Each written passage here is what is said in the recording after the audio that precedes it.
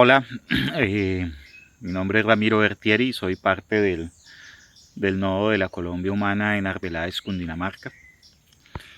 Y, y hago este tipo de ejercicios en la lógica de construir pedagogía sobre los diferentes temas políticos que son de interés de nuestro partido, pero que son también de interés de la comunidad en general. Y hoy quiero hablarles, ya había hecho un video sobre la reforma a la salud y yo quiero hablar de nuevo sobre el tema, pero centrarme particularmente en una situación que analizo. Me diría, ¿por qué hay, digamos, un grupo de políticos tan en contra de la reforma? Y, y uno diría, bueno, pues cada cual tiene derecho a asumir su posición, ¿no? De hecho se trata, pues para eso son congresistas y eso es lo que hacen los políticos, ¿no?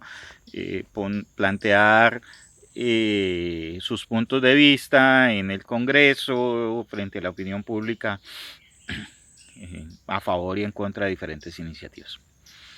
Sin embargo, la lógica con la cual se ha abordado particularmente el proceso con los partidos conservador de la U y liberal, que además son parte de la coalición de gobierno, es ya, digamos, no un tema que podría decirse es como el debate político, sino es como parte del saboteo.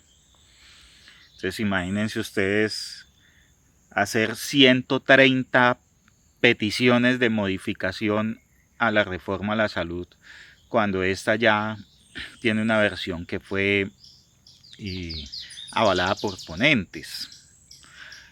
Y pararse además en la lógica de que si no me aceptan las 130 modificaciones yo no avalo. O sea, eso digamos, lejos de hacer política, es sabotaje. Porque entonces, ¿dónde queda el debate político? Pues si justamente el debate político es que alguien propone, el otro le propone una alternativa, a la final se trata de negociar, si pueden conciliar, si no se concilia, se imponen las mayorías, pero es allá en el Congreso. Pero que por fuera del Congreso, César Gaviria, Dilian Francisca Toro, Efraín Cepeda, los líderes de estos tres partidos estén planteando una lista de mercado de modificaciones que además en la práctica en muchos casos pues lo que terminan es eh, destruyendo la reforma y dejándola en nada, ¿no? Es decir, haciendo una reforma que a la final no cambia nada. ¿Por qué esa postura? Y entonces ellos argumentan, no, que es que construir sobre lo construido y toda una serie de argumentaciones que yo mismo pues he cuestionado porque eh, pues si nuestro sistema de salud fuera tan perfecto y bonito como dicen, pues la gente no tendría que poner tutelas para que lo atiendan. Y no hablo de una ni dos, sino de miles de tutelas.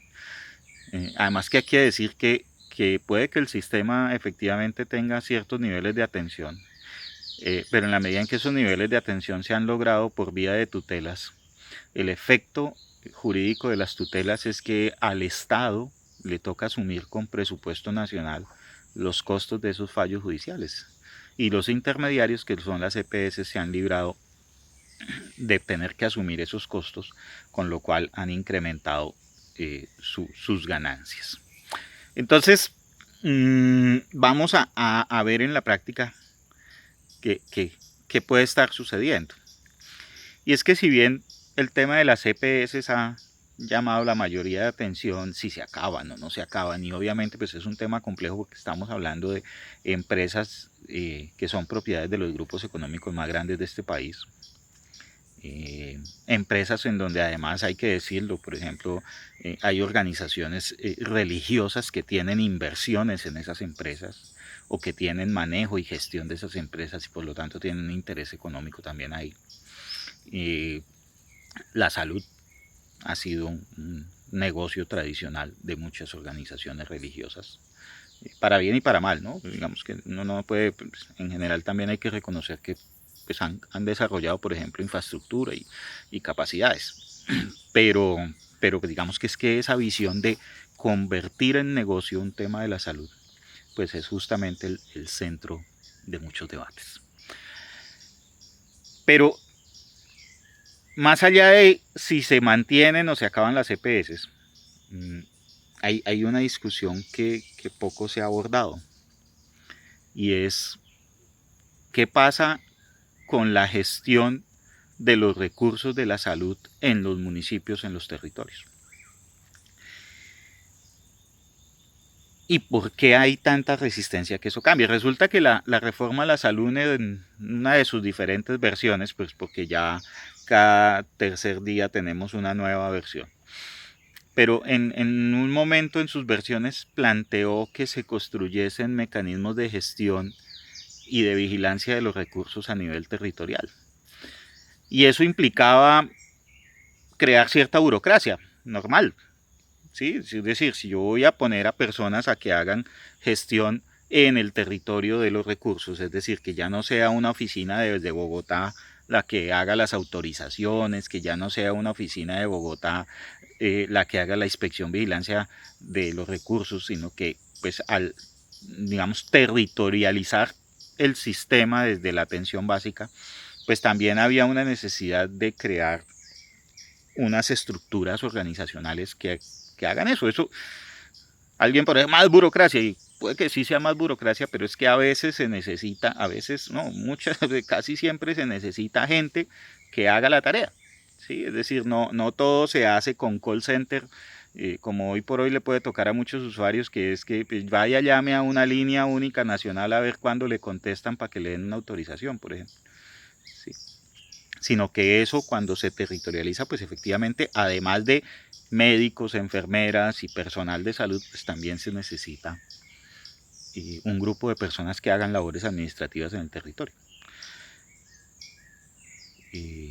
Lo curioso es que a los políticos eso no les ha gustado, y es muy extraño porque si algo les encanta a muchos políticos es que haya creación de nuevos cargos o puestos o empleos públicos.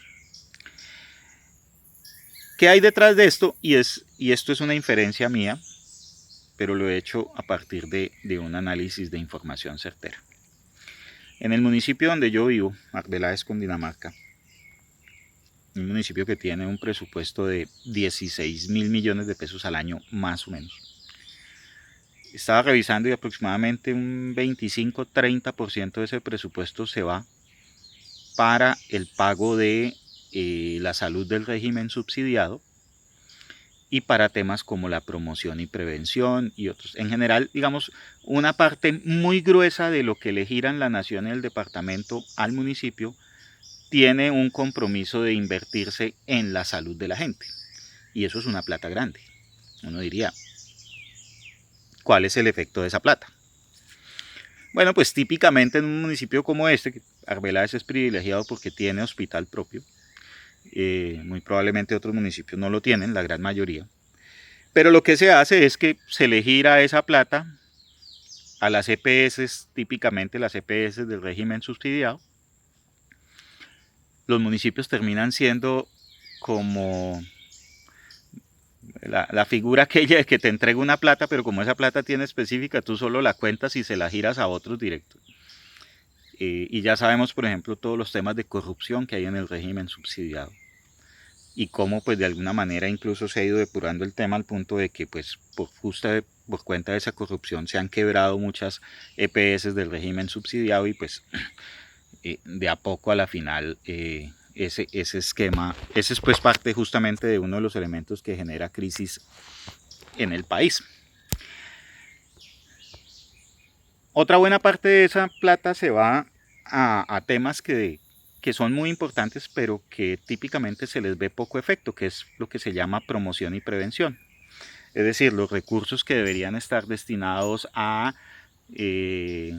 campañas de tipo educativo, a trabajo con las comunidades, a construir estadísticas, a construir información, y que cuando uno va a preguntar, pues típicamente de eso prácticamente no hay nada.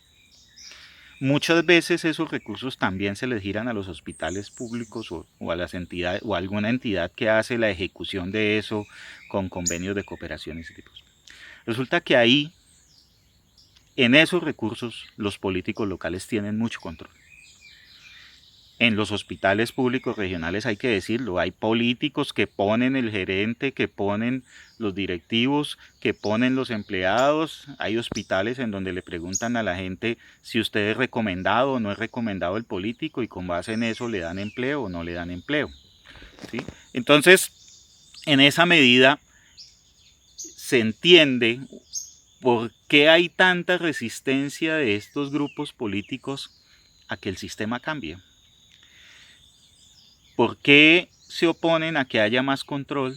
¿Y por qué se oponen a que esa manera en cómo se vienen gastando los recursos, que además aquí hay un tema de esos que es un poco perverso, y es que a la gente le dicen gastamos tanta plata, pero nunca se habla de cómo se mejoró la atención, de cómo se mejoraron indicadores, de cómo efectivamente hubo acción preventiva respecto a determinadas enfermedades. No, nos gastamos la plata, pero ¿qué resultados tuvimos? Prácticamente ninguno. Y esa es una de las que esos políticos no quieren soltar.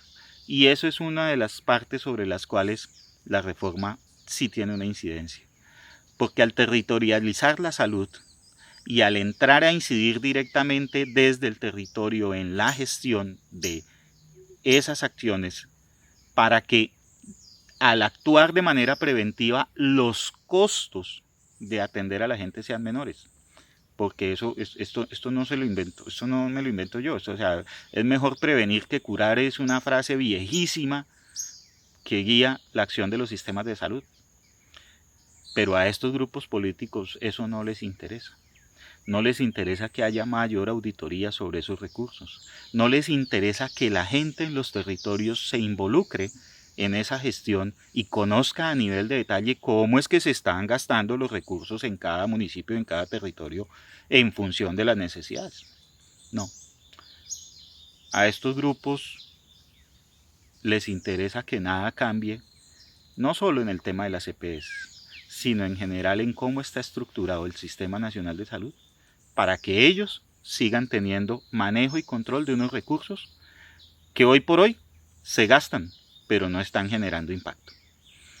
Entonces, bueno, ahí entendemos un poco por qué tanta resistencia y pues aquí mandamos un mensaje de por qué es importante apoyar al actual gobierno en su propósito de reforma.